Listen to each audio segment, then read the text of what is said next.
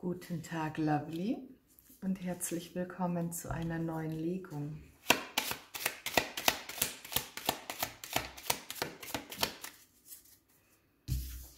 Es springt heraus der Schlüssel, die 33,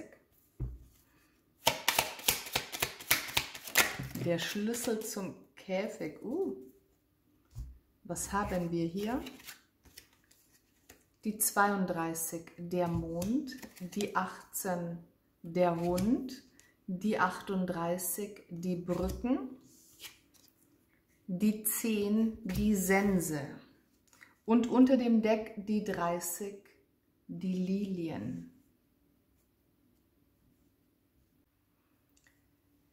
Die Energie wäre eigentlich ganz schön, ja. Eigentlich ist so ein Wort, das braucht man nicht unbedingt. Es geht hier um eine Verbindung zwischen dir und einer anderen Person, die sich in der letzten Zeit vertieft hat, verfestigt hat, intensiver, intimer geworden ist, eventuell eine tiefe Verbindung auf freundschaftlicher Ebene, kann natürlich alles sein, beruflicher Ebene, liebestechnisch, familiär, aber irgendwas stört den Frieden, irgendwas stört die Harmonie, diese tiefe Verbindung, teilweise aber auch die Sexualität. Und das ist so ein Blubbern um diese Energie rum. Also man muss sich vorstellen, da haben wir eine Verbindung, die passt eigentlich, aber es gibt gewisse Störfaktoren im Sinne von Personen oder Situationen, die hier etwas Unschönes hineinbringen in diese Verbindung, in diese Energie. Und dadurch ist diese Verbindung gestört. Wir gehen einfach mal direkt tiefer rein. Ich möchte jetzt dann nämlich wissen, ich bin nicht neugierig, aber ich will wissen, was da los ist, was da Sache ist. Ja.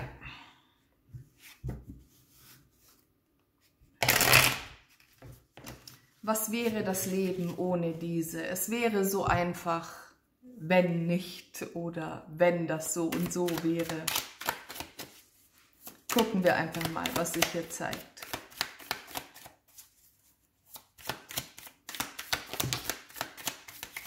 Ob es hier eine Person ist, die sich unschön einmischt, oder ob es einfach eine vorübergehende Situation ist. So, was haben wir hier? Den Ritter der Schwerter.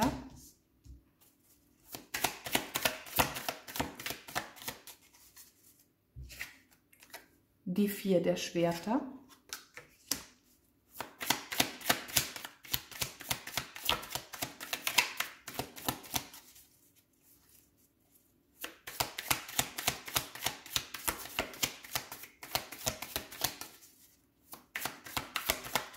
Jetzt bin ich gespannt.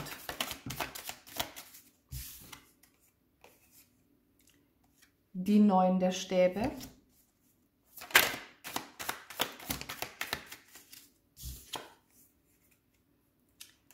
Die Welt.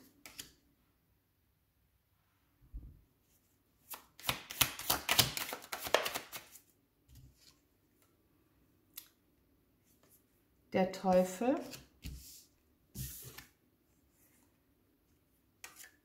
Und die 6 der Kelche. Unter dem Deck die 4 der Stäbe. Okay, hier ist eine vergangene Situation, eine Ex-Partnerschaft, eine ehemalige Verbindung, Geister der Vergangenheit, alte Wunden, die hier definitiv das Feld stören. Das heißt, ja, je nach Zeitqualität kommt es immer wieder mal vor, dass irgendwie alte Geschichten hochkommen. Ich habe hier keine spezielle Person, die hier mit bösen Mitteln in irgendeiner Form reingrätscht bzw. etwas manipulieren will, aber manchmal reicht die bloße Anwesenheit einer anderen Person, oder ein Gespräch über eine gewisse Person, dass alte Wunden aufgerissen werden, dass dunkle Energien an die Oberfläche kommen, dass einfach etwas Unschönes wieder im Feld ist. Okay? Weil hier habe ich das Gefühl, du und diese andere Person, ihr habt euch endlich gefunden, ihr seid euch endlich näher gekommen, beziehungsweise vielleicht gab es hier in der Vergangenheit auch die ein oder andere Situation, die euch auseinandergetrieben hat. Und durch Gespräche, durch das Klären dieser Situationen habt ihr dann wieder zusammengefunden. Also es ist was Intensives hier zwischen dir und der anderen Person, und dennoch findet ihr keine Ruhe und das ist ziemlich schade. Ich sage immer, hey, warum lässt man anderen nicht einfach ihren Frieden? Warum lässt man andere nicht in Ruhe? Und ich habe das Gefühl, dass wenn ihr wenn ihr beide diesen Personen oder dieser Situation die Macht gebt, dann bedeutet das hier ein Aus für euch beide. Und es wäre ziemlich schade, weil so eine tiefe Verbindung schmeißt man jetzt nicht unbedingt weg. Oder schmeißt man nicht gerne weg. Was sind hier für toxische Energien, für toxische Eigenschaften, Einmischungen mit drin, dass ihr so getriggert werdet, ihr alle beide. Also es betrifft euch beide diese Energie. Es kann zwar sein, dass ein Umstand, eine Situation oder eine Person nur von einer Seite von euch beiden da mitmischt in eurer Verbindung, kann aber auch sein, dass es die Themen sind von euch beiden, also jeweils. Unschön, unschön.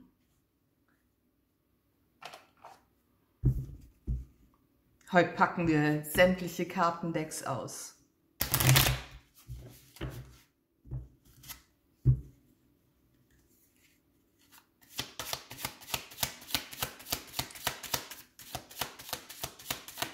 Eine tiefe, innige Verbindung, die an Stabilität verliert.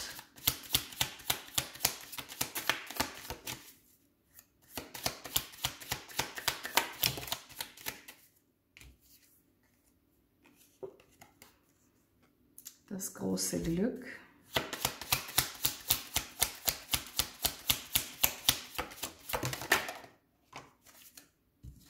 Warum sind die alle in Kopflage? Die falsche Person, die trüben Gedanken, ernsthaft. Und dann, wir brauchen gar nicht mehr die Ehestandskarte unterm Deck.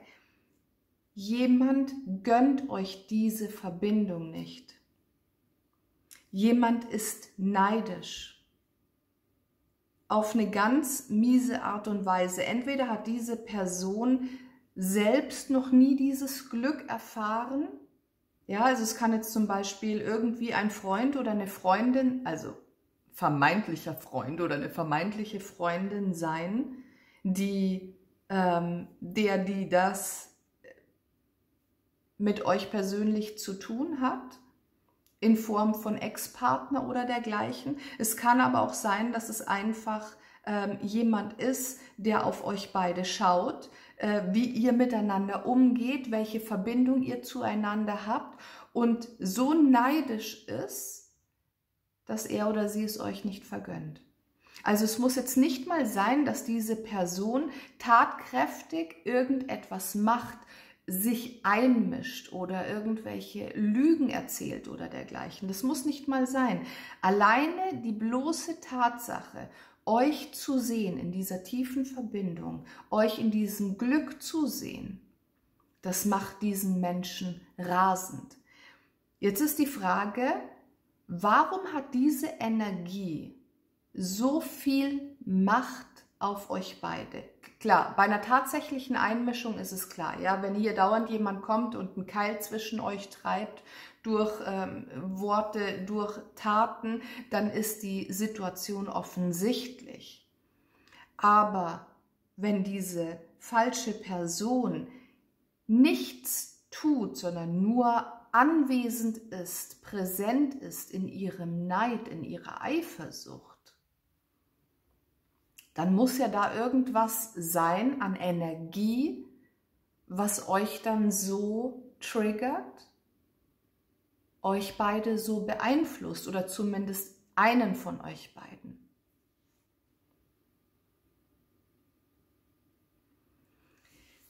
Ich weiß nicht, wie nah ihr dieser anderen Person steht, dieser Einmischung, dieser negativen Energie, aber manchmal darf man wirklich darüber nachdenken oder vielleicht mal die Idee ins Feld rufen, gewisse Menschen aus seinem Leben auszuschließen. Ja, gerade dann, wenn diese Menschen einem das Glück nicht vergönnen, wenn gewisse Menschen immer versuchen, in irgendeiner Form Schaden anzurichten, in welchem Lebensbereich auch immer, in welcher Situation auch immer. Ab und zu mal muss man gewisse Grenzen setzen und einen Punkt setzen, um selbst wieder frei zu sein, um selbst wieder in diese Leichtigkeit gehen zu können.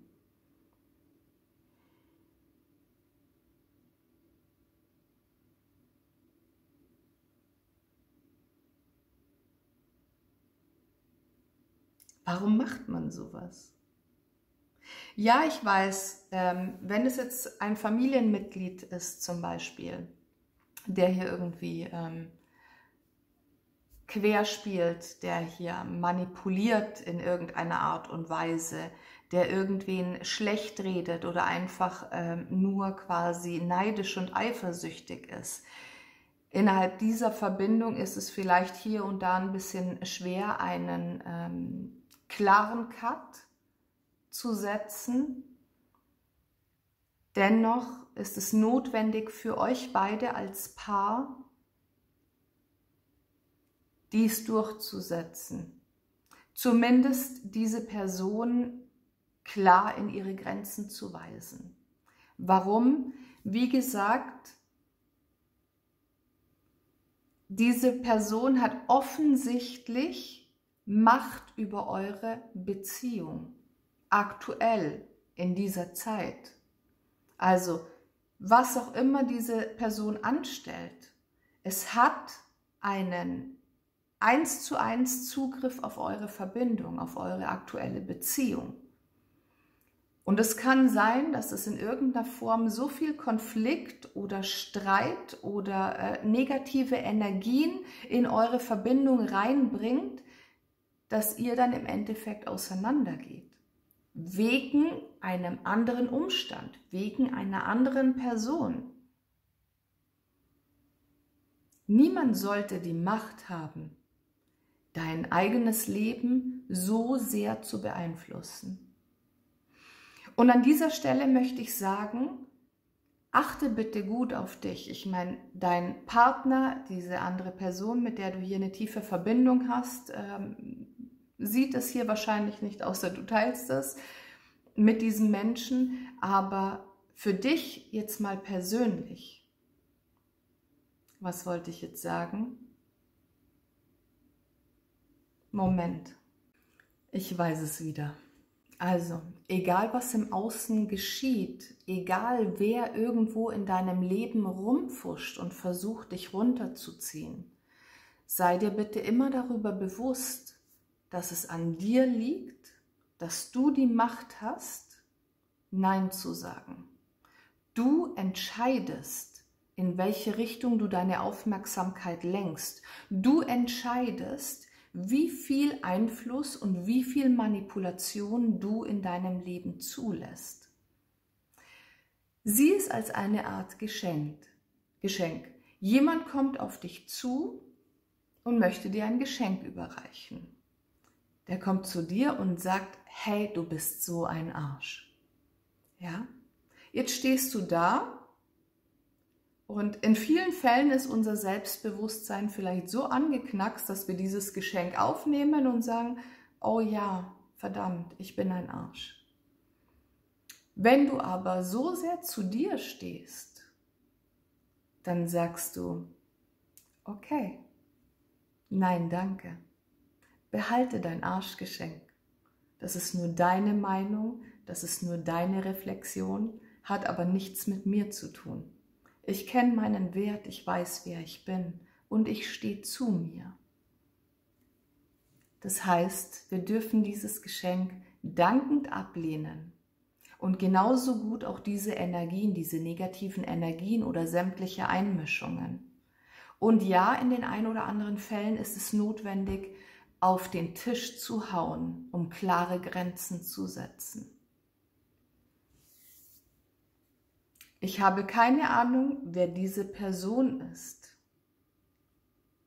die hier vor Neid und Eifersucht zerspringt. Aber ich weiß ganz genau, dass ihr beide, du und deine Verbindung hier, dein Partner, dein Freund, sonst irgendwer, dass ihr beide die Macht habt und die Kraft habt, gemeinsam weiterzumachen.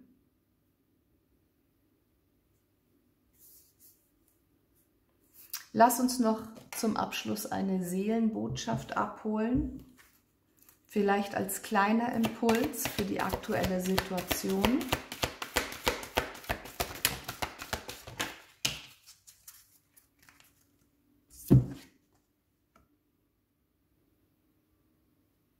Ist gleich als erstes rausgeplumpst. Die 9. Verlasse die gewohnten Kreise und schaue dich nach wahren Gefährten um. Vielleicht ist es hier eine Person aus dem Arbeitsumfeld, aus dem Freundeskreis oder ja, eventuell sogar aus dem familiären Umfeld, die hier so missgünstig ist, die hier so neidisch und eifersüchtig ist auf dein Glück, auf dein Leben, auf deine Beziehung. Manchmal muss man hier einfach gewissen Situationen oder Menschen einen Arschtritt verpassen, um für sich selbst weiterzugehen und glücklich zu sein. Verlasse die gewohnten Kreise und schaue dich nach wahren Gefährten um. Bäm. Dem ist nichts mehr hinzuzufügen. Die 4, all deine Sinne erwachen, nimm sie bewusst wahr und entschleunige dein Leben. Du bist so aufgewühlt innerhalb dieser Energie, vielleicht ist es dir bewusst, vielleicht ist es dir gar nicht bewusst. Aber sobald du hier einen Cut gemacht hast, sobald du diese Energien, in welcher Form auch immer, aus deinem Leben verbannt hast, kannst du wieder du selbst sein.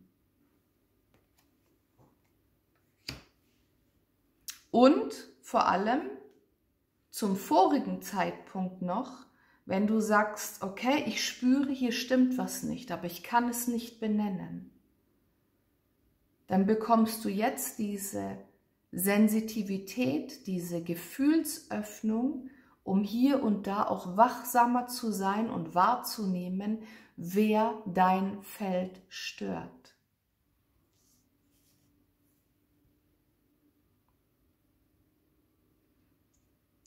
My Lovely, du schaffst das. Ich glaube an dich. Alles Liebe, bis zum nächsten Mal.